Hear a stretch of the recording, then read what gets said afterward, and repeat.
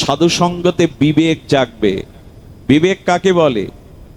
সৎ এবং অসৎ এইটি যিনি নির্ণয় করে সৎটাকেই গ্রহণ করবেন, কর্তব্য এবং অকর্তব্যকে তত্ত্বত জেনে যিনি অকর্তব্য ত্যাগ করে কর্তব্যটাকে গ্রহণ করবেন, এরই নাম বিবেক।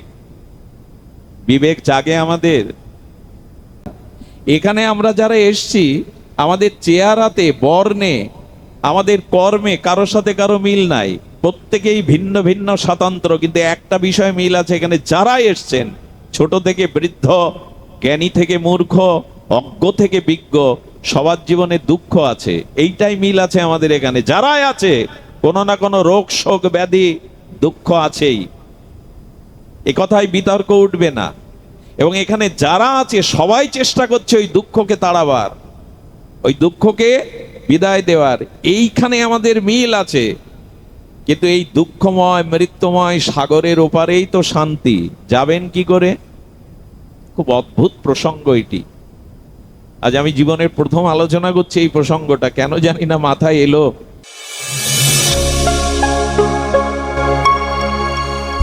আপনারা দেখছেন Sanatan media one YouTube channel. Shri Shri Gandharvika Giridhari রহিত কি করুণায়,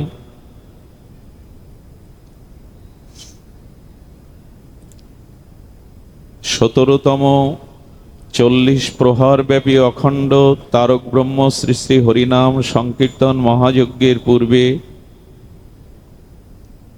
যে নবম দিবসীয় অমল পুরাণ বেদান্তসার মহাভাগবত পাঠের আয়োজন,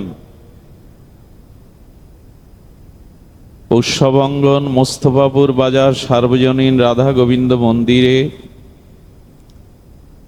আজ তার নবমতম দিবসীয় হরিকথার শুভারম্ভে জীবন সর্বস্ব জীবন ধন প্রাতঃ স্মরণীয় পরম বন্দনীয় শ্রী শিল গুরু মহারাজের আতুল আতুল চরণারবিন্দে পরার্ধ কোটি দণ্ডবত প্রণতি।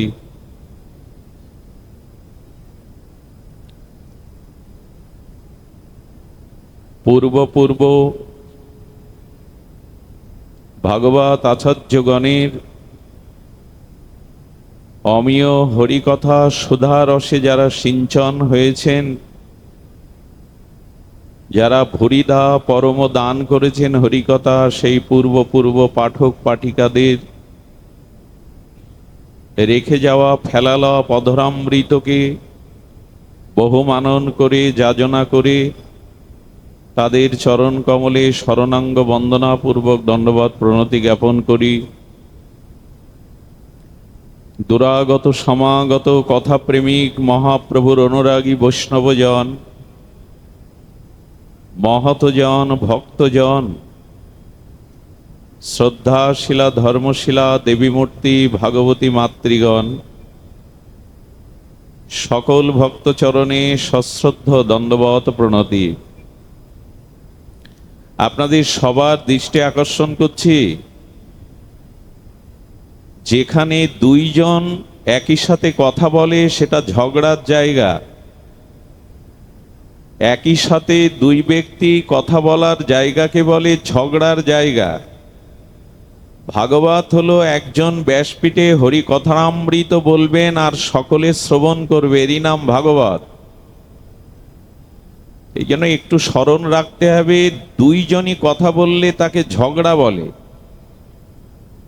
ভাগবত ব্যাসপীঠে শ্রী গুরু মহারাজের কৃপায়, ভগবানের অশেষ করুণায় যিনি ভাগবত বলেন, ভগবান যাকে দিয়ে বলান তিনি বলবেন, অন্যরা শুনবেন। তো আপনাদের সকলের কাছে বিনীত নিবেদন, একটু শান্ত পরিবেশ দান করুন। হরিকথার পরিবেশ না হলে হরিকথা বলে কোনো মঙ্গল কল্যাণ উন্নতি আমাদের সম্ভব নয়। আগে পরিবেশ চাই। দেখুন, আজ ভাগবতের নবমতম বিশ্রাম দিবসীয় হরিকথা। কোন যজ্ঞের সমাপনীতে পূর্ণাহুতি দিতে হয়, আহুতি দিতে হয়, এটাই নিয়ম। যজ্ঞের বিশ্রামের পূর্বে পূর্ণাহুতি দেওয়ার বিধি। আজ আমি আপনাদের মাঝে সামান্য সময় সেই পূর্ণাহুতি দিতে এসেছি। সেই পূর্ণাহুতির পুষ্পাঞ্জলির দুটি কথা একটু শান্ত হয়ে শুনুন।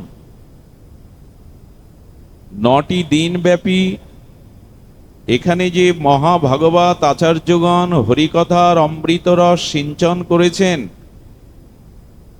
যারা কমিটির সেবকবৃন্দ, যারা হরিকথা শ্রবণে আর লোলুপ হয়ে এখানে হরিকথা শ্রবণ করেছেন, তাদের কাছে আজকে জিজ্ঞাসা, এই হরিকথা, এই ভগবত যজ্ঞের দ্বারা আমাদের কতটুকু কল্যাণ হলো, কতটুকু ভগবত ক্রিয়াশীল হলো আমাদের ব্যবহারে, চরিত্রে, জীবনে। শুধুমাত্র কোনো অনুষ্ঠানটা ধর্ম নয়। বহু ভক্ত এসেছে, বহু লোকে লোকারণ্য হয়েছে, এটা বড় কথা নয়। ভাগবত শ্রবণে, কীর্তনে, অনুধ্যানে, মননের দ্বারা আমার আত্মকল্যাণ কি হলো? সাধু সঙ্গের যে মহামহিমা শাস্ত্রে কীর্তিত হয়েছে, এই 9টা দিন সাধু সঙ্গ করে কি হলো? আজ এই পূর্ণাহুতির দিন এই প্রশ্নের মীমাংসা আমাদের হওয়া চাই। না হলে হই হুল্লোড় করে, কিছু অর্থ ব্যয় করে, লাইট প্যান্ডেল করে কোনো লাভ হবে না। সাধু সঙ্গের উদ্দেশ্য কি? ভাগবত শ্রবণের এর মহামহিমা, এর লক্ষ্য, এর উদ্দেশ্য, এর প্রাপ্তি কি, এটি আমাদের আগে জ্ঞাত হতে হবে। উৎপাত করে কোনো লাভ নেই। গোস্বামী বললেন, যেটুকু করবে শাস্ত্রের অনুশাসনে করবে। যে অনুষ্ঠানের দ্বারা তোমার অনুভূতি আসবে, আচরণ আসবে, তোমার জীবনে আত্মকল্যাণ আসবে, পরম মঙ্গল সূচিত হবে, সেদিকেই পা বাড়াও। শ্রুতি স্মৃতি পুরাণ আদি পঞ্চরাত্র বিধিং বিনা ঐকান্তিক হরের ভক্তি উৎপাদেত কল্পতে। বেদাদি নিখিল শাস্ত্র, ভক্তি শাস্ত্রের নিরিখে আচার্য মহাজনগণ যে মার্গ, যে দিগদর্শন তোমার জীবনে দিয়ে গেছে, সেটি না মান্যতা করে, শাস্ত্রকে লঙ্ঘন করে তুমি হরিভক্তির আয়োজন যদি করো, অনুষ্ঠানের আয়োজন করো, তা উৎপাত ছাড়া কিছু হবে না। উৎপাত করে কোনো লাভ নেই। অনুষ্ঠান ভাগবত শ্রবণের হেতু কি? সাধু সঙ্গের। আসুন আমরা জানি কেনই ভাগবত দিলেন। যদি কমিটিকে প্রশ্ন করা হয়, বৎসরে 40 প্রহর নামযজ্ঞের আগে ভাগবত দিতে হয়, তাই দিলেন। এত অর্থ ব্যয় করে, এত পরিশ্রম করে সমাজের মানুষের ব্যক্তি চরিত্রের কি কল্যাণ হলো, এই প্রশ্ন আসবে। তার উত্তর কি দেব আমরা? আসুন তার উত্তরটি আমরা শাস্ত্র থেকেই জানি। কেন এই ভাগবত, কেন সাধু সঙ্গের মহিমা? দেবর্ষিপাদ নারদ ভাগবতের 2য় অধ্যায়ে আর সৎসঙ্গ ভগবত সঙ্গের মহিমা প্রসঙ্গ করতে গিয়ে বলছেন, ভাগ্য দয়েন বহু জন্ম সমার্জিতেন। খুব ধ্যান দিয়ে শ্রবণের জন্য বিনীত অনুরোধ রাখছি আপনাদের কাছে। কি বলছেন? ভাগ্য দয়েন বহু জন্ম সমার্জিতেন।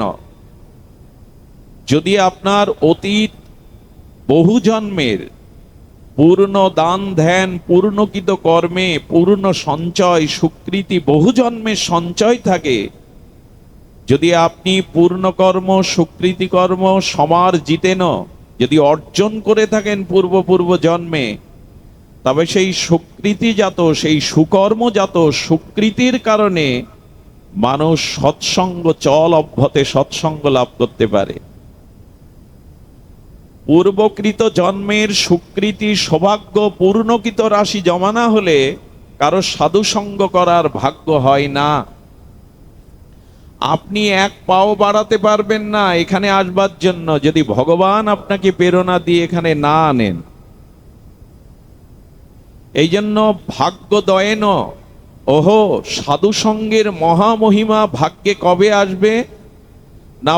পূর্ব জন্মে যদি পূর্ণকৃত রাশি সুকৃতি সামার জিতে না, যদি অর্জিত থাকে তখনই সাধু সঙ্গ করার ভাগ্য আসবে। সৎসঙ্গম চলভ্যতে, তখনই সে সৎসঙ্গ লাভ করতে পারবে, এছাড়া নয়। এই জন্য সকলে এখানে আসে না, সকলে আসবার পূর্বকৃত সৌভাগ্য সঞ্চয় অর্জন নাই। আচ্ছা, সঙ্গ করলাম 9 দিন ব্যাপী, হরিকথা শ্রবণ করলাম, তো সাধু সঙ্গের মহিমা কি, প্রাপ্তি কি, হরিকথা শ্রবণের ফল কি? খুব ধ্যান দিয়ে এই বাক্য শুনুন দেবশ্রীবাদ নারদ, যিনি ভক্ত কল্পতরু, যার গায়ের বাতাস লাগলে লতা পাতারও বৃক্ষেরও ভক্তি হয়, তিনি এই কথা বলছেন। অজ্ঞান অহৈতুকু কৃত মোহ অন্ধকার বিনাশনা। কি শব্দাবলী! কি বলছেন? সৎসঙ্গের দ্বারা যেটি আপনি প্রাপ্ত হবেন সেটি হলো আপনার অজ্ঞানতা দূর হবে।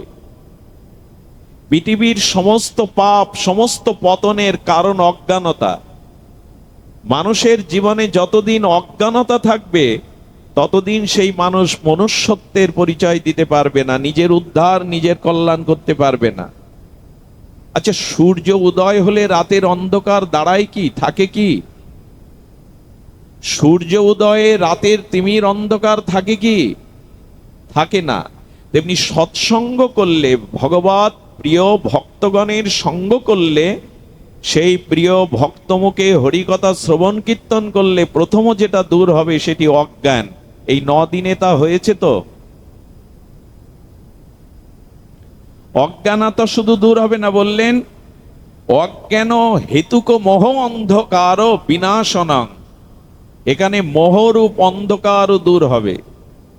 মোহ মানে সংসারের প্রতি, দেহের প্রতি, কামনা বাসনার প্রতি যে অতিরিক্ত আসক্তি, এই মোহ ভাগবতে দূর হবে। আরে, সামান্য একটু সরিষার তেল মেখে কাঁঠাল ভাঙলে আটা জড়ায় না, তেলের এই ধর্ম। আর 9 দিন ব্যাপী ভাগবত শুনছ, সাধু সঙ্গ করছো, অথচ তোমার দেহ সংসারের আসক্তি কমলো না, মোহ গেল না, তুমি কিছুই করনি, হই হুল্লোড় করেছো, খিচুড়ি খেয়ে বাড়ি গেছো, আর উৎসব দেখতে এসেছো, কিছুই হয়নি। সামান্য তেল মেখে কাঁঠাল ভাঙলে আটা জড়ায় না, ভাগবত শ্রবণ করলে। আচ্ছা, এখন যারা শ্রবণ করতে এসেছেন, শ্রবণের পরে যারা গৃহে বা নিজ আলয় ফিরে যাবেন, তো আপনি ভাগবত শ্রবণ সাধু সঙ্গের আগে যে মানুষটা এসেছিলেন, সঙ্গ হরিকথা শ্রবণের পরে যে মানুষটা ফিরে গেলেন, এই মানুষকে এক মানুষ যদি একই জন হয়, তাহলে জানতে হবে এটা বৃথা গেছে, তার এই হরিকথায় আয়োজন বৃথা। কিছু না কিছু মোহ, কিছু না কিছু অজ্ঞানতা দূর করেই তো বাড়ি ফিরবেন, না হলে সাধু সঙ্গ কি করলেন আপনি? যে মানুষটা এখানে এসেছে, সাধু সঙ্গের পরে যখন ফিরে যাবে, নূতন কোনো চেতনা, নূতন কোনো ভাবনা, নূতন কোনো তার জীবনের উন্মেষ নিয়ে, চেতনা নিয়ে ফিরে যাবে। সামান্য হলেও যেতে হবে, নাহলে সাধু সঙ্গ মহিমা নাই। এই জন্য বললেন কৃত মোহ অন্ধকার বিনাশনং। অন্ধকার দূরীভূত হবে। অন্ধকারের ধর্ম ঢেকে দেওয়া, বস্তুকে আবৃত করে দেওয়া। এখানে সমস্ত টিউবগুলো বন্ধ করে দিন, আলোগুলো। অন্ধকার নেমে আসলে এখানে কেউ কাউকে দেখতে পাবে না। অর্থাৎ অন্ধকার থাকলে আমরা জ্ঞানকে, প্রজ্ঞাকে, ভগবানকে, মানুষের ভেতরে ঈশ্বর আছেন, এটি ঢাকা পড়ে। যতদিন অন্ধকার, অজ্ঞানতা আছে, ততদিন স্বরূপ জাগবে না। সবার মধ্যে ঈশ্বর আছেন, আমার হৃদয়ে বসে আছেন। অন্ধকারের ধর্ম আবৃত করা, ঢেকে দেওয়া। ভাগবত সঙ্গ, সাধু সঙ্গের মহামহিমায় যদি মোহ অন্ধকার বিনাশ না হয়, তাহলে জানতে হবে যে আধারে, আমি সেই আধারেই রয়ে গেলাম। না সং বিধায়া তদ্বয়েত বিবেক। আর সাধু সঙ্গের সর্বশ্রেষ্ঠ ফল, যেটা আগেগুলো বললাম, মোহ দূর হওয়া, অজ্ঞান দূর হওয়া, অন্ধকার দূর হওয়া, এগুলো কাঁচা ফল। সৎসঙ্গ হরিকথার পরিপক্ক রসালো ফল হলো বিবেক জাগবে। যদি বিবেক না জাগে তবে আপনি সঙ্গ করেননি। পাঠক শুধু মুখস্থ করে অর্থ যশ খ্যাতির জন্য আমার মতো এখানে এসে বসেছে, তার ভেতরে না আছে ভগবত আরাধনা, না আছে শাস্ত্রের ভজন উপলব্ধি। এক অন্ধ আর এক অন্ধকে পথ দেখাতে পারে না। যাদের জীবনে ভাগবত লোককল্যাণ জীবকল্যাণ ভগবত প্রাপ্তির জন্য না হয়ে পাণ্ডিত্য ফলানোর জন্য, যশ অর্থ খ্যাতি বিজ্ঞাপন নিজের প্রচারের জন্য হয়, সেই পাঠকের মুখে ভাগবত শ্রবণ করা আর দুগ্ধ সর্বশ্রেষ্ঠ দুগ্ধ পান করা দুটোই সমান। অবৈষ্ণব মুখোদ গিরিনাং পুত হরি কথামৃতম শ্রবণাং নৈব কর্তব্যং যত সর্বশ্রেষ্ঠ দুগ্ধপয়। বিষ্ণু পুরাণ বলেছেন, এক বাটি গোদুগ্ধ, খাঁটি গোদুগ্ধ, এটি পান করলে আপনার পুষ্টিতা পাবেন, তুষ্টিও হবে, শরীর পুষ্টি হবে। কিন্তু আপনার অজান্তে যদি কোনো বিষাক্ত সর্প ওই দুধের বাটিতে মুখ এঁটো করে দিয়ে যায়, তখন ওই দুধ বলকারক পুষ্টিকারক না হয়ে হানিকারক ক্ষতিকারক হবে। আমার মতো যারা অর্থ যশ নিজের বিজ্ঞাপন প্রচারের জন্য শাস্ত্র মুখস্থ করে এই ব্যাসপীঠে বসে মানুষকে ভোলায়, কথা শব্দ মালা গলিয়ে, তাদের দ্বারা যাই হোক মানুষের আত্মকল্যাণ ভগবত ভক্তি হবে না, না নিজের না যাদের শোনাচ্ছে তাদের। এই জন্য বললেন তার মুখেই শ্রবণ করো। পাঠক দরকার 9 দিনে সবাইকে ডাকলাম, কার মধ্যে ভাগবতের গুণাবলী আছে বলবার মতো এ বোধ আমাদের নাই। কার শ্রীমুখেই ভাগবত শুনতে হয়, কার মুখের ভাগবত জীবের আত্মকল্যাণ হয়, আত্মশুদ্ধি হয়, চরিত্র গঠন হয়, এটা না জেনে পাঠ 10 দিন 15 দিন দিতে হবে। ডাকো, যাকে পাওয়া যাচ্ছে তাকে ডাকো। এটি ভাগবত নয়, এটি ভাগবত নয়। আগে আমাদের বিচার আসতে হবে, আমাদের ভিতরে বিচার থাকতে হবে। কার শ্রীমুখে হরিকথা শাস্ত্র শুনতে বলেছেন? আমার মতো মাদিসের বিষয় অন্ধ জীবের মুখে নয়। এটাতে আপনাদের কোনো ক্রিয়া হবে না, সর্বশ্রেষ্ঠ দুগ্ধ পানের মতো প্রতিক্রিয়া হবে। এই জন্য শুদ্ধ ভক্ত, শুদ্ধ সাধুসঙ্গ, শুদ্ধ হরিকথা, শুদ্ধটা আগে জুড়ে দিতে হবে। মাস্টার, ডাক্তার, ইঞ্জিনিয়ার এটা শুধু হলে হবে না, ওর আগে সৎ ডাক্তার, সৎ মাস্টার, এই সৎ শব্দ জুড়ে দিতে হবে। এই জন্য সঙ্গ হই হুল্লোড় করে করেও বা যদি আত্মজ্ঞান না হয়, তো বললাম যে মানুষটা এসেছিলেন শুনতে, সাধু সঙ্গ হরিকথা শ্রবণের পর ফিরে গেলেন, অন্য মানুষ যদি না হতে পারেন, সাধু সঙ্গ হরিকথা বিফলে গেছে। না সং বিদায় তদ্দয়ে তো বিবেক। সাধু সঙ্গতে বিবেক জাগবে। বিবেক কাকে বলে? সৎ এবং অসৎ এইটি যিনি নির্ণয় করে সৎটাকেই গ্রহণ করবেন, কর্তব্য এবং অকর্তব্যকে তত্ত্বত জেনে যিনি অকর্তব্য ত্যাগ করে কর্তব্যটাকে গ্রহণ করবেন, এরই নাম বিবেক। বিবেক জাগে আমাদের, বিবেক জাগে হরিকথা শুনে। আমার ব্যক্তি পরিচয়ের দিকে তাকান তো, আমি বাড়িতে, আমার গৃহে, আমার প্রতিবেশী, আমার বাড়ির লোকদের সাথে আমি কি ব্যবহার করি, আমার মনের অন্তর্রাজ্যের খবর আমি ছাড়া কেউ জানে না। সেখানে কোনো সংশোধন হয়েছে তো? সেখানে কোনো সংস্কার হয়েছে তো? আরে বাইরের সাবান সোডা ডিটারজেন্ট দিয়ে ময়লা কাপড় পরিষ্কার করা যায়, আর এত সাধুসঙ্গ এত হরিকথাতে মনের ময়লা দূর হলো না, হিংসা কাম ক্রোধ দূর হলো না, তা হলোটা কি? এই প্রশ্ন আজ আপনাদের কাছে আমার। আজকে তো পুষ্পাঞ্জলি দেওয়ার দিন, পূর্ণাহতি দেওয়ার দিন। পূর্ণাহতিতে হোমযজ্ঞে দেখবে একটা ফল দিয়ে দেয়, ফলটা হলো কি এই 9 দিনে, সেটাই জানতে হবে আমাদের। সুধীজন, বিবেক যদি না জাগে তবে জানবেন সাধুসঙ্গ হয়নি। অগ্নিতে হাত দেবেন, তাপ লাগবে না, জলে নামবেন, শীতলতা পাবেন না, ভাগবত শ্রবণ করবেন, সাধুসঙ্গ করবেন, বিবেক জাগবে না, এটি যথার্থ নয়। সাধুসঙ্গে বিবেক জাগবেই। বিবেক যদি না জাগে, বিবেক জাগাটা কি একটু অপূর্ব কথা, একটু ধ্যান দিয়ে শুনুন। আপনাদের মনে আছে এই বিবেক যদি না জাগে কি হয়? লক্ষ্য করুন। হনুমান সহ, যুবরাজ অঙ্গদ সহ, জাম্ববান সুগ্রীব সহ রামচন্দ্রের কাছে আদেশ আশীর্বাদ নিয়ে বেরিয়েছে সীতার অন্বেষণে। খুব ধ্যান দিতে হবে কথাটি, কার অন্বেষণে? সীতার অন্বেষণে। সীতাকে ভগবানের লাদিনী শক্তি, সীতা হলো ভক্তি, সীতা হলো শান্তি।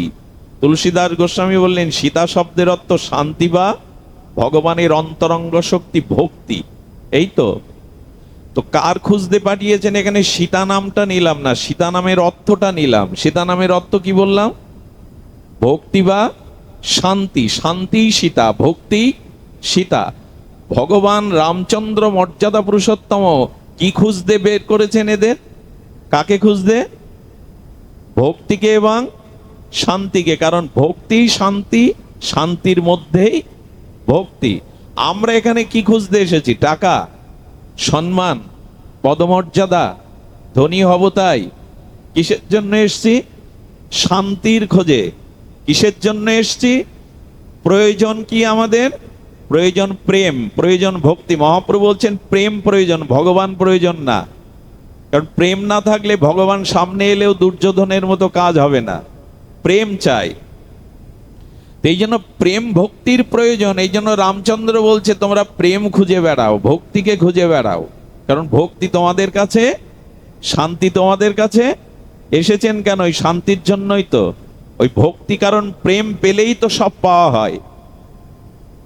এই খোঁজ করতে যারা বেরিয়েছেন সবাই কি শান্তিরূপ সীতার কাছে, ভক্তিরূপ সীতার কাছে পৌঁছাতে পেরেছিল? সবাই সীতার অন্বেষণ পেয়েছিল, খোঁজ পেয়েছিল? কে পেয়েছিল? ভক্তরাজ হনুমান। এখানে এই রহস্যটা জানা দরকার। ভগবানও নির্দেশ দিলেন যাও আমার স্বরূপ বৃত্তি শান্তিরূপ ভক্তিরূপ সীতাকে অন্বেষণ করো। আচ্ছা, অন্বেষণ করতে গিয়ে সমুদ্রের তীরে দাঁড়িয়ে এই বানর সেনা সুগ্রীবাদী জাম্ববানাদি কোথায় দাঁড়িয়েছে? সমুদ্রের এপারে। সীতা কোথায়? ওই পারে। খুব মার্মিক কথা। এ কথা হৃদয়ে নিলে এক পা এগিয়ে যেতে পারবেন, নিশ্চিত এগিয়ে যেতে পারবেন। তবে শ্রদ্ধার সহিত শুনতে হবে, অটুট বিশ্বাস নিয়ে শুনতে হবে এই তত্ত্ব। ওই পারে 400 ক্রোশ ওই সমুদ্রের সীমা। সম্পাতি বলে দিয়েছেন, সম্পাতি মানে পাখি। মানুষের দৃষ্টির থেকে পাখির দৃষ্টি বহু দূরে যায়। একটা গৃধ শগুন 20 কিলোমিটার ওপর থেকে বুঝতে পারে কোথায় মরা পড়ে আছে। আপনি 20 কিলোমিটার জিনিস দেখতে পাবেন। ওদের দৃষ্টিশক্তি প্রখর। যেমন ষাঁড়মেয় কুকুরের শ্রবণ শক্তি খুব প্রকার। 1 কিলোমিটার দূরে কোনো একটা সংকেত পেলে মাটির তলে ওরা নড়ে ওঠে। ওদের শ্রবণ শক্তিটি প্রকার, পাখির দৃষ্টিশক্তিটি অত্যন্ত প্রকার। তো সম্পানি বলে দিয়েছেন 400 ক্রোশ সমুদ্রের এরিয়া পার হয়ে অশোক কাননে মা সীতা ওইখানে আছে। এখন সমুদ্রের এপারে আর ভক্তি হলো ওপারে। ঠিক আমাদের অবস্থা তাই। এই সংসারটাই হলো সাগর। এই সংসারটা হলো, গোবিন্দ নাম দিয়েছেন মৃত্যুময় সাগর। এই সংসারটার কি নাম দিয়েছেন? মৃত্যু সংসার সাগরত। গীতায় বলছেন এই যে সংসার, এর একটা নামকরণ করেছেন সাগর। কেন করলেন? এবং নামকরণটা বড় অদ্ভুত বিচিত্র। কি বলছেন? মৃত্যু সংসার সাগরত। এটা হলো মৃত্যুময় সাগর। গীতাতে ভগবান দ্বাদশ অধ্যায় বলছেন। তার কারণ কি জানেন? সাগরের একুল থেকে ওকুলটা দেখা যায় না, তেমনি আমরা জন্মটা দেখি, মৃত্যুর কুলটা দেখতে পাই না। সাগরে যত বড় সাঁতারু হন, বলবান হন, সাগর পাড়ি দিয়ে ওপারে যাওয়ার ক্ষমতা কারো, তেমনি সংসারে নিজ চেষ্টায় অর্থ বল সামর্থ্যের দ্বারা এই সংসার মৃত্যু সাগরের ওপারে যাওয়া কারো পক্ষে সম্ভব নয়। দ্বিতীয়ত, সাগরের নোনা জল পান করে কারো তৃষ্ণা নিবারণ হয় না, বরঞ্চ তৃষ্ণা আরো বেড়ে যায়। তেমনি সংসারের কামনা বাসনা হাজার হাজার কোটি কোটি জন্ম ভোগ করলেও এখানে তৃষ্ণা কারো মেটে না। এই জন্য সাগরের সাথে তুলনা দিচ্ছেন। আরেকটি জিনিস আছে, সেটি হলো সমুদ্রে পড়ে গেলে কেউ না কেউ বাঁচতে পারে কোনো কৃপায়, কিন্তু এই মৃত্যুময় সংসার সাগরে যারা একবার এসে পড়েছে, এখানে কেউ বাঁচবে না, সকলকে মৃত্যুবরণ বা মৃত্যুর স্বাদ নিতে হবে। সাগরে নামবার আর একটা ভয় আছে, ঘূর্ণাবর্ত, ঘোলের মধ্যে যদি পড়ে যান উঠতে পারবেন না। তেমনি সংসারে স্ত্রী পুত্র কামনা বাসনার মোহ ঘোলে পড়ে গেছে, আমরা এর থেকে উঠতে পারছি না। আচ্ছা, সাগরের মধ্যে কি আছে? হাঙর, কুমির আছে কি না? এগুলো আপনাকে ধরে চিবিয়ে চিবিয়ে খাওয়ার জন্য। তেমনি সংসারে কাম, ক্রোধ, লোভ দিন রাত আমাদের চিবিয়ে চিবিয়ে খাচ্ছে। ভগবান বললেন এই মৃত্যু সংসারে ওই পারে আছে ভক্তি, তুমি আছো এ পারে। এখন ওই পারে যাব কি করে? সীতা তো চাই, ভক্তি তো চাই, শান্তি তো জীবনে সবাই চাই। এখানে আমরা যারা এসছি, আমাদের চেহারাতে, বর্ণে, আমাদের কর্মে কারোর সাথে কারো মিল নাই, প্রত্যেকেই ভিন্ন ভিন্ন স্বাতন্ত্র, কিন্তু একটা বিষয় মিল আছে। এখানে যারা এসছেন, ছোট থেকে বৃদ্ধ, জ্ঞানী থেকে মূর্খ, অজ্ঞ থেকে বিজ্ঞ, সবার জীবনে দুঃখ আছে। এইটাই মিল আছে আমাদের এখানে। যারাই আছে কোনো না কোনো রোগ, শোক, ব্যাধি, দুঃখ আছেই, এ কথায় বিতর্ক উঠবে না। এবং এখানে যারা আছে সবাই চেষ্টা করছে ওই দুঃখকে তাড়াবার, ওই দুঃখকে বিদায় দেওয়ার। এইখানে আমাদের মিল আছে। কিন্তু এই দুঃখময় মৃত্যুময় সাগরের ওপারেই তো শান্তি, যাবেন কি করে? খুব অদ্ভুত প্রসঙ্গ এটি। আজ আমি জীবনের প্রথম আলোচনা করছি এই প্রসঙ্গটা, কেন জানি না মাথায় এলো। ভাগবত তো টেপ রেকর্ডার নয়, টিপে দিলেই বাজবে, সিম নয় মোবাইলের, যা ভরা আছে তাই বাজবে। ভাগবত ভক্তদের কৃপায় প্রকাশ হয়, সামনে যারা বসেন তাদের কৃপাতেই ভাগবত প্রকাশ হয়। যেমন সূর্যের নিজস্ব আলো আছে, চন্দ্রের আলো নাই। সূর্য যতটুকু আলো চন্দ্রকে দেয় ততটুকুই দিতে পারে। পূর্ণিমার দিন পরিপূর্ণ আলো দেয়, আর যেদিন মোটেও দেয় না সেদিন অমাবস্যা হয়। তো ভক্তদের মনে হরিকথা শ্রবণে তৃষ্ণা, ব্যাকুলতা, ক্ষুধা যত জেগে ওঠে, ভগবান ওই বক্তার মুখ দিয়ে তাদের মনোবাসনা পূরণের জন্য হরিকথা প্রকাশ করান। এই জন্য আগে শ্রোতা চাই। একবার উলোধ্বনি দাও মা, একবার একবার একবার দাও, বারবার দিতে হবে না, একবার দাও। এই হরিকথাই মঙ্গল ধ্বনি। ধ্যান দিয়ে শুনুন, ওই পারে যেতেই হবে আমাদের। খুব মনোযোগ দিন। এই তরঙ্গায়িত উত্তল সমুদ্রের মাঝে আমাদের ওপারে যেতে হবে। তখন জাম্ববান, এই বিজ্ঞ প্রাজ্ঞ বলছেন, এই 400 ক্রোশ সাগর পাড়ি দিয়ে লঙ্কায় যাওয়ার মতো তোমাদের কার কি শক্তি আছে বর্ণনা করো দেখি, কে যাওয়ার সামর্থ্য রাখো। অঙ্গদ কি বলল জানেন? অঙ্গদ বলল আমি 100 যোজন যেতে পারি, কিন্তু ফিরে আসতে পারবো কিনা জানি না, আমার এই বল আছে। আর একজন বলল আমি 50 যোজন যেতে পারি, এই বল আমার আছে। একজন বলল আমি উড়ে যেতে পারবো, কিন্তু 400 ক্রোশ যাব, আমার তা মনে হয় না ফিরে। এক একজন নিজের বল, নিজের যে শক্তি সামর্থ্য বর্ণনা করলো। সবার পিছনে একজন মুখ নিচু করে দাঁড়িয়ে আছেন, তিনি হনুমান। উনি নিজের বলের কথা, সামর্থ্যের কথা বলছেন না, খুব সাংকেতিক কথা, খুব মহিমাপূর্ণ কথা। যতদিন আপনি এই সংসারে নিজের বল, নিজের ক্ষমতা, নিজের পাণ্ডিত্য, এই অভিমান থাকবে, ততদিন ওই পারে যাওয়ার ক্ষমতা নেই আপনার। আমি জ্ঞানী, আমি পণ্ডিত, আমি বক্তা, আমি এই সংসারের কর্তা, আমার জন্যই এই এই এই এত বড় অনুষ্ঠান আমার জন্যই হচ্ছে, আমার অনুদানেই হচ্ছে, আমি সামর্থ্য রেখেছি তাই হচ্ছে। এই অভিমান, নিজের বল যাদের মধ্যে, গর্ব অহংকার আছে, তারা এপারেই থাকবে। ভক্তির ওপারে যাওয়ার তাদের কোনো যোগ্যতায় আসেনি, আসবেও না। অভিমান যতদিন আছে, অহংকার যতদিন আছে, বিদ্যা, বল, পাণ্ডিত্য, উচ্চকুল, ক্ষমতা, ততদিন ওই পারে যাওয়া যাবে না, এই পারেই পড়ে থাকতে হবে। শান্তির খোঁজ, ভক্তির খোঁজ পাওয়া যাবে না। রাধে রাধে, কৃপা করুন। রাধে রাধে, জয় শ্রী রাধে। বাবা বাবা আমার দিকে তাকাও, বাবা কৃপা করো, কৃপা করো। সুধীজন একটু ধ্যান দিন। আচ্ছা, সাগরে, নদীতে, পুকুরে সাঁতার জানান লোক যদি যায় ভাসতে, কি হয় পরিণতি? কথা বলতে হবে, কি হয়? সাঁতার জানে না, নদীতে সাগরে নেমেছে, পুকুরে নেমেছে, কি হয় পরিণতি? ডুবে মরে, কিন্তু ডুবে মরার পর ওই মানুষটা ডুবে থাকে না, ভাসে। কি অদ্ভুত কাণ্ড দেখুন, জ্যান্ত মানুষ ডুবে মরে কিন্তু মরা, এর কারণ কি? জ্যান্ত মানুষটা ডুবে মরে, কিন্তু যখনই মরে গেল তখন দেখবেন উঠছে তরঙ্গে ভাসতে ভাসতে কুলে চলে যায়। ভাগবত কি বলেন জানেন? যতদিন অহংকার জীবিত থাকবে ততদিন তুমি ডুবে যাবে এই সংসার সাগরে। অহংকার যেদিন মরে যাবে সেদিন ভাসতে ভাসতে ওই পারে যেতে পারবে, ওই কুলে যেতে পারবে।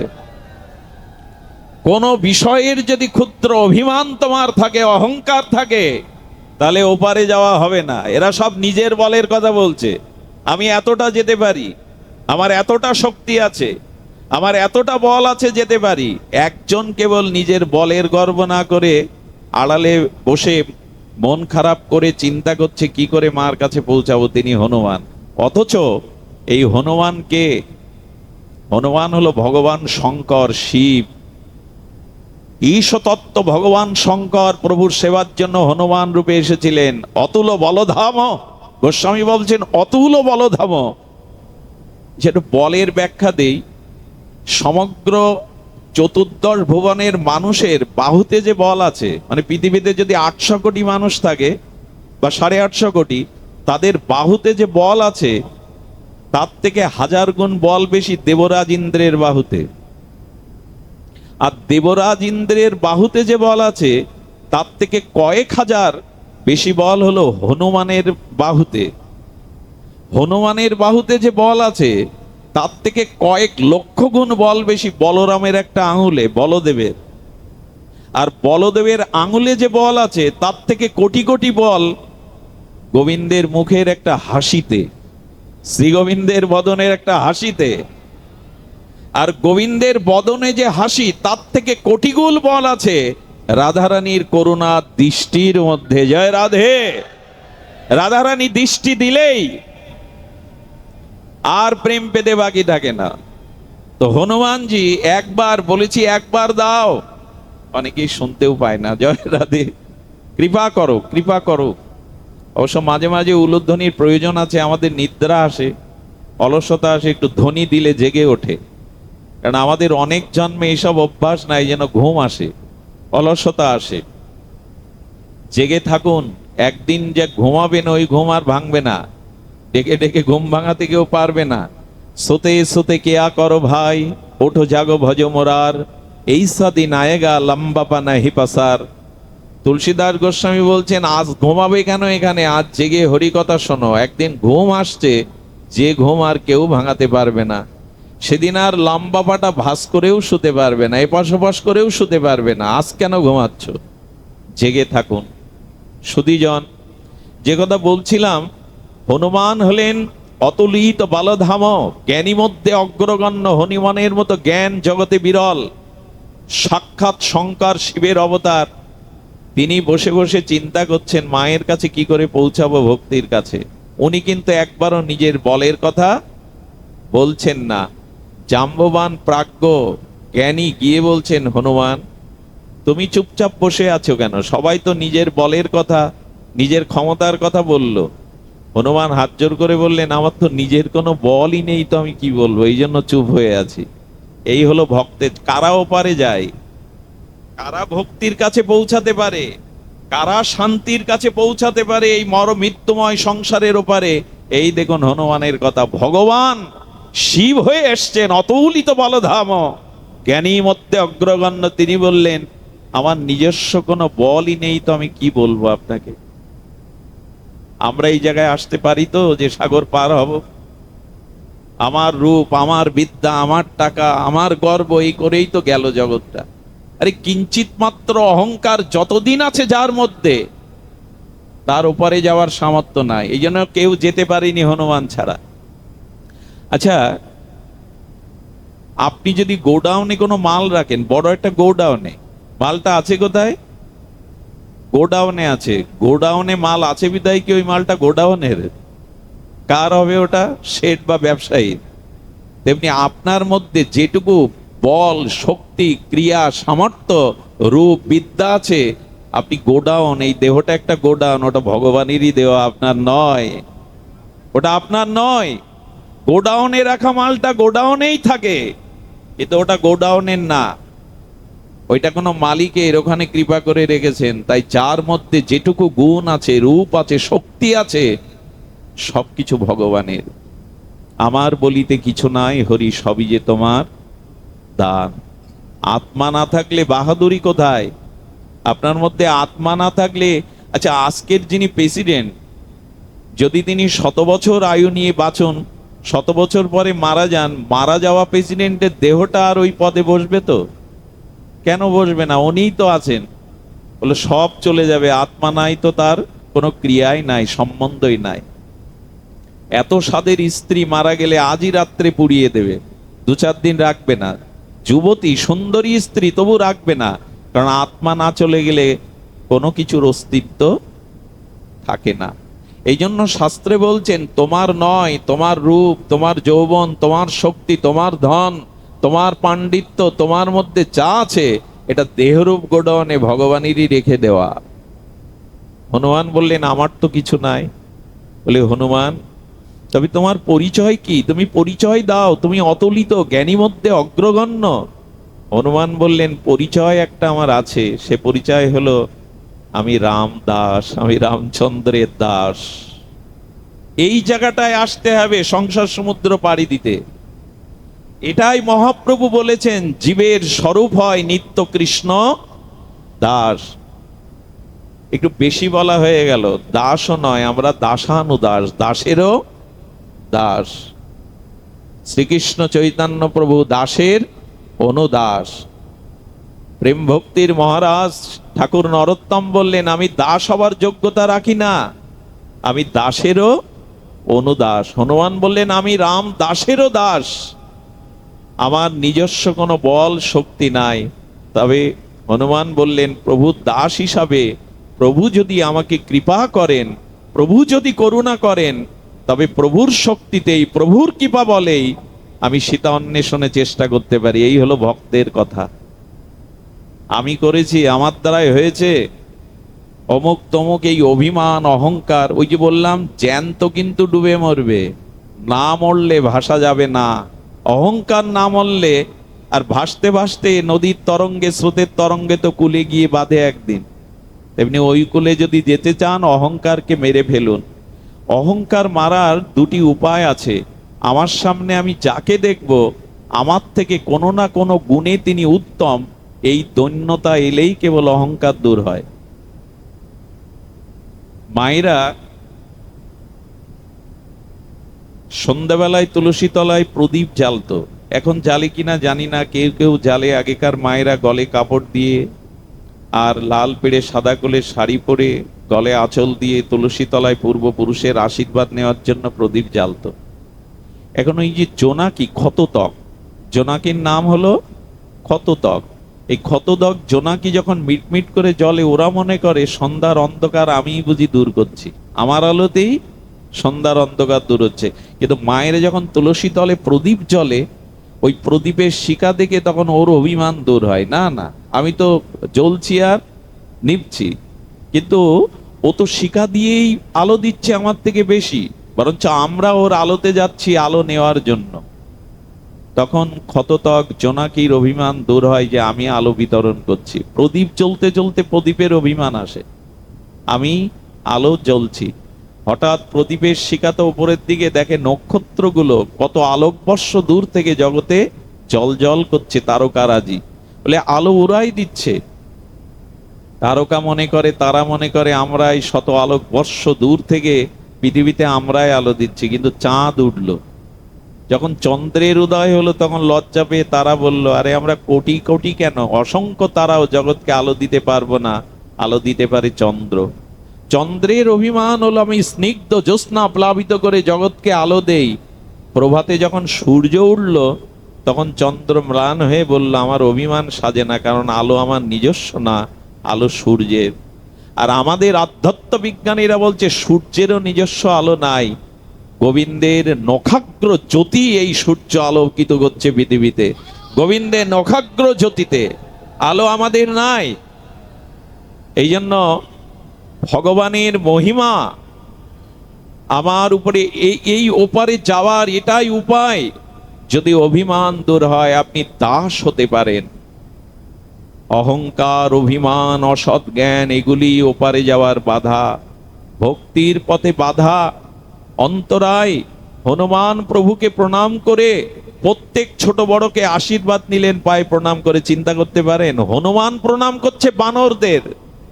প্রভুর কার্যের, প্রভুর আশীর্বাদে, সীতা অন্বেষণে, মা অন্বেষণে যাব, তোমরা আশীর্বাদ করো। একটা জিনিস বলি, এই আশীর্বাদটা কুড়িয়ে নেবেন গুরুজনের, এর থেকে বড় জিনিস আর জগতে নাই। অভিশাপ যেমন ভয়াবহ, আশীর্বাদ তেমনি মঙ্গলদায়ক। আশীর্বাদের অনেক অনেক মহিমা। আশীর্বাদ সাধারণ জিনিস নয়। আচ্ছা, আমি গতকালও বলেছিলাম কথাটা, একটু ধ্যান দিন তো। সাধু দেখলে, গুরু দেখলে, আচার্য দেখলে তার হাতটা আমরা মাথায় নিতে চেষ্টা করি কেন? বলি কিনা বাবা, মা হাতায় একটু, মাথায় হাত দিন, একটু আশীর্বাদ করুন, বলি কিনা মা? মাথাতে হাত দিলে কি হয়? আচ্ছা, আপনার হাত আর সাধুর হাতের মধ্যে পার্থক্য আছে কি? রক্ত মাংসের 5টাই তো অঙ্গুলি, হাতের অবয়ব তো একই, একই বস্তু দিয়ে তৈরি করা, রক্ত মাংস দিয়ে, শিরা হাড় দিয়ে। হাত, সাধুর হাত, শ্রীগুরু পাদপদ্মের হাত আপনি মাথায় নিতে চান কেন? কারণ কি? বলে হাত সকলের একই রকম উপাদান দিয়ে গড়া হলেও সকলের হাত একরকম নয়। আচ্ছা, একটা দৃষ্টান্ত দিই, মায়ের হাতের রান্না আর হোটেলের বয়ের হাতের রান্না এক হয় কি? কেন? দুইটাই তো হাত, দুইজনই তো রান্না করলো। মায়ের হাতের রান্নার মধ্যে সন্তানের সুস্বাস্থ্য, সন্তানের নিরোগতার একটা স্নেহ মমতা মোশানো থাকে, ওটা হোটেল বয়ের মধ্যে হাত পার্থক্য হলো কিনা? আচ্ছা, এখানে যদি জুয়েল আইস আছেন, এই হাতে জাদু, উনি যেভাবে দেখা, একটা রুমাল নিয়ে কবুতর দিয়ে উড়িয়ে দিলেন, আপনি পারবেন তো এই হাতে ওই জাদু দেখাতে? হাত কি এক নাকি? এক নয়। এই জন্য সাধুগুরু বৈষ্ণবের মাথায় হাত থেকে আশীর্বাদ কেন নেওয়া হয়? ওদের হাতে কিছু আছে। এই জন্য মাথায় হাত, আমার মতো জন যেন কারো মাথায় হাত না দেয়, কারণ আমাদের হাতটা মাথায় দিলে শুধু অভিমানী বৃদ্ধি পাবে। আমি আশীর্বাদ করার যোগ্য, কৃপা দেওয়ার যোগ্য, কিন্তু দিতে নাই সামর্থ্য না থাকলে। দিতেও নাই, না নেওয়া উচিত। দিতে পারে কারা জানেন? আমাদের দক্ষিণেশ্বরের রামকৃষ্ণ পরমহংস, উনি বলরাম বসুর বাড়িতে সৎসঙ্গ করছেন, আর ঠাকুরের তো সেই ভাব দশা, মায়ের সঙ্গীত সুধা চিন্তা করতে করতে মাঝে মাঝে চোখ স্থির হয়ে যাচ্ছেন, সমাধিস্থ হয়ে পড়ছেন। আর তখনই ল কলেজের ছাত্র, ভীষণ তার্কিক, পরীক্ষা ছাড়া নিরীক্ষা ছাড়া কোনো কিছু বিশ্বাস করেন না, নরেন দত্ত বন্ধুদের নিয়ে ওই পথে দেখতে গিয়ে বললে, চল তো, চল একটু দেখে আসি কোন সাধু। আরে ঠাকুরের সামনে গিয়ে বলছে, তুমি ঈশ্বর দেখেছো? ঠাকুর ভাবলেন, ওর দিকে তাকিয়ে বুঝলেন এ সাধারণ নয়, এ কেউ সাধারণ নয়। ঠাকুর বললেন, দেখেছি কে? তোকে যেমন দেখেছি, ঈশ্বরকেও আমি দেখেছি, তোকেও দেখাতে পারি। নরেন দত্ত ভাবলেন, ইনি মহাপুরুষ নয়, মহা উন্মাদ, পাগল। এই কথা যে বলতে পারে, হয়তো সে মহাপুরুষ, নালে উন্মাদ। বললেন, তাহলে আমাকে দেখান, উপলব্ধি করান। সঙ্গে সঙ্গে রামকৃষ্ণ পরমহংস ভাবাবেশে নরেনের মাথায় হাত দিয়েছিলেন। কি বলবো, 3 দিন ব্যাপী নরেনের মধ্যে সমাধি কাজ করেছিল, বাহ্যিক জ্ঞান ফেরেনি 3 দিন। পরেই ঠাকুরের চরণে সমর্পণে বললেন, ইনার মধ্যে মহা লোকত্রীয় কোনো শক্তি কাজ করছে, হাতে কাজ হয়। এই জন্য আশীর্বাদ নিতে হয়। হনুমানের মতো অগ্রগণ্য জ্ঞানী মধ্যে অগ্রগণ্য গুরুজনদেরকে, ছোটজনদেরকে ভক্তির কাছে যেতে গেলে, শান্তির কাছে যেতে গেলে সবার আশীর্বাদ করান, অভিশাপ নয়। এমন কর্ম করবেন না, কারণ কারোর চোখে যদি জল ঝরান, তার থেকে কোটি গুণ জল আপনি তুলে রাখুন আপনার জন্য। কারো চোখের যদি জল ঝরান, একদিন কোটি গুণ জল কাঁদালে কাঁদিতে হয়, এটা লিখে রাখুন। কাউকে অকারণে কাঁদালে আপনাকে কাঁদতেই হবে, এর প্রমাণ নেবেন। শ্রীকৃষ্ণ অখণ্ড পরতত্ত্ব ভগবান, তিনি কংস বিনাশ করে কারাগারে বসুদেব এবং দেবকীকে উদ্ধার করলেন। দেবকী তখন শৃঙ্খলিত, কৃষ্ণকে দেখে প্রশ্ন করছে, দাঁড়াও, তুমি ভগবান, তুমি পরম পুরুষ, তুমি পরমেশ্বর, ভগবানকে গর্বে ধারণ করে তোমার মুখে আমি মা ডাক কেন শুনতে পাইনি? আমার বুকের স্তন্য দুগ্ধ ভেসে গেছে, আমি তোমার মুখে দিতে পারিনি কেন? কোন অভিশাপে, কোন পাপে তোমার মতো সন্তানকেও পেয়ে আমি তোমার মুখে মা ডাক, তোমার বাৎসল্য প্রেম পাইনি? জবাব দিয়ে তবে আমার শৃঙ্খল মুক্ত করো। ভগবান মৃদু হেসে বললেন, মা এবার আমার দিকে তাকাও। দ্বিতীয়বার দৃষ্টি দিলে দেখলেন ওখানে কৃষ্ণ নেই, ধনুর্ধারী রাম দাঁড়িয়ে। মনে পড়ে মা, ত্রেতাতে তুমি রামকে বনবাসে পাঠিয়ে কৌশল্যাকে 14টা বছর কাঁদিয়েছিলে। কৌশল্যা তোমার চরণে পড়ে বলেছিল, আমি তো দাসী হয়ে থাকবো, ভরত রাজা হোক, কিন্তু রামের মা বলা ডাক হতে আমাকে বঞ্চিত করিস না। সেদিন কৌশল্যার মর্মভেদী এই অশ্রু জল তোমার হৃদয় বিগলিত করিনি। তুমি ছিলে কইকেয়ী, কাঁদালে কাঁদতে হয়, সেটাই পাচ্ছ তুমি। দয়া করে আশীর্বাদ করান, এমন কর্ম, এমন ক্রিয়া, এমন ভাষা, এমন চরিত্র আমাদের যেন না হয় যে মানুষের অভিশাপ কুড়িয়ে চলে যায়। কারণ আশীর্বাদ ছাড়া ভক্তি পাওয়া, শান্তি পাওয়া যায় না। সুধীজন, এই জন্য আমাদের সনাতন বৈদিক সভ্যতায় যে কোনো কাজ করতে গেলে পূর্বপুরুষের আশীর্বাদ নেওয়া হয়। বিয়েতে আবুদ্ধায়িক শ্রাদ্ধ পড়ানো হয় না তো? বিয়েতে আবার শ্রাদ্ধ কেন? হলো পূর্বপুরুষের আশীর্বাদ দরকার।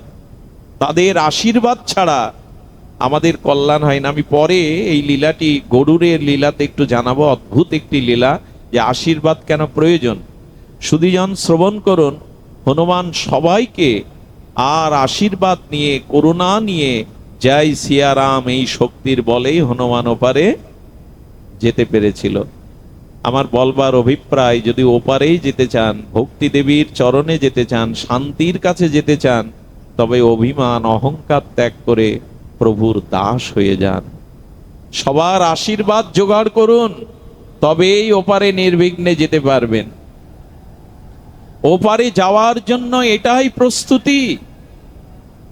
সুধীজন, এই হনুমান গিয়েছিলেন। আর লক্ষ্য করুন, এবার সাধু সঙ্গের মহিমা বলি। দেখুন, যে যার সঙ্গ করবে তার মধ্যে সেইরূপ ভাবাবেশ বা ভাব অনুভূতি প্রবেশ করবে। আচ্ছা, অধিক টাকার সঙ্গ যদি করেন তবে আপনার জীবনে লোভ বাড়বেই। অধিক টাকা, সবসময় যদি টাকা নিয়ে ঘোরেন, সবসময় যদি হাতের কাছে গাড়িতে টাকা থাকে, তবে আপনার লোভ বাড়বেই। সুধীবৃন্দ, লক্ষ্য করুন, টাকার সঙ্গ করলে লোভ বাড়বে। আর যদি খুব মূর্খ ব্যক্তির সঙ্গ করেন রাত দিন, তবে আমি বলবো আপনার ক্রোধ বাড়বে, কথায় কথায় রাগ বাড়বে। মূর্খ ব্যক্তির সঙ্গ করলে আপনি কথায় কথায় খেপে যাবেন, রাগ বাড়বে।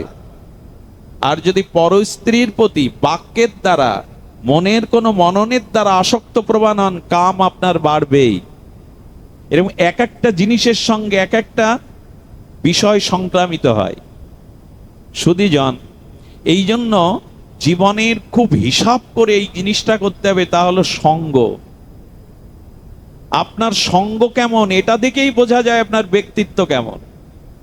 আচ্ছা, সাধারণ পুকুরে পদ্ম ফোটে সরোবরে ছাড়া? আচ্ছা, কলের জলটা, এটো কাটাটা, ধোয়া জলটা যেখানে বয়ে যায়, ওখানে কচু গাছ কেউ লাগায় কি? তো হয় কেন? ওই এটো কাটা জীবাণু কলের জল যেখানে, ওখানে কচু গাছ দেবেন জন্মায়, ওখানে পদ্ম জন্মায়। পদ্ম কোথায় জন্মায়? সরোবরে। এই জন্য অপেক্ষা আছে, আপনি কেমন, পদ্ম না কচু গাছ, এটা নির্ভর করবে আপনি কোন আশ্রয়ে সঙ্গ করেন, কার সঙ্গ করেন। এই জন্য সকলকে সম্মান করতে হবে, কাউকে নিন্দা করা যাবে না, কেউ ক্ষুদ্র ছোট নয়, কিন্তু সঙ্গ সকলের করা যাবে না। কারণ যার সঙ্গ করবেন তার ভেতরের অনুভূতি আপনার ভিতরে সংক্রামিত ব্যাধির মতো সংক্রামিত হবে। কইকেয়ীর এই দশা হলো কেন? মন্থরার সঙ্গ করে। তো হনুমান গিয়ে কার সঙ্গ করেছিলেন জানেন? লঙ্কায় বিভীষণের। আর হনুমানের সঙ্গ পেয়েই বিভীষণ রামচন্দ্রের চরণে শরণাগতি নিয়েছিল। বিভীষণ ভক্ত ছিল, কিন্তু রামচরণে যেতে পারেনি, সাগর পার হয়ে ভগবানের কাছে আসতে পারেনি, কারণ সাধু সঙ্গর কপালে তখনও হয়নি। রাম রাম করে, তুলসী ভক্তি দেবী গৃহে রেখেছে, কিন্তু রামচরণে পৌঁছাতে পারছে না। জগৎ জানিয়ে দিল সাধু কৃপা বিনা কেউ ভগবত পাবে না, পায়নি, পেতে পারে না। যতদিন সাধু কৃপা ভক্ত কৃপা না হবে ততদিন ভগবানের চরণে কেউ যেতে পারবে না। এই জন্য বিভীষণের সঙ্গ হনুমানের হলো তো বিভীষণ ছুটল। এতদিন লঙ্কায় ছিল, ওই সীতাকে বন্দি করে রেখেছে বিভীষণ, ভক্ত তো প্রতিবাদ করেনি, তো প্রতিবাদ করেনি। এই জন্য রামের চরণে পূর্ণ সমর্পণ শরণাগতি হনুমানের সঙ্গ ছাড়া পাইনি। এই জন্য বিভীষণ বলেছেন, ধন্য আমি, রাম ভক্তের সঙ্গ পাওয়া মানেই, তোমার মতো সাধু সঙ্গ পাওয়া মানে অচিরেই আমি ভগবত চরণ পাবো, এতে আমার আর সন্দেহ।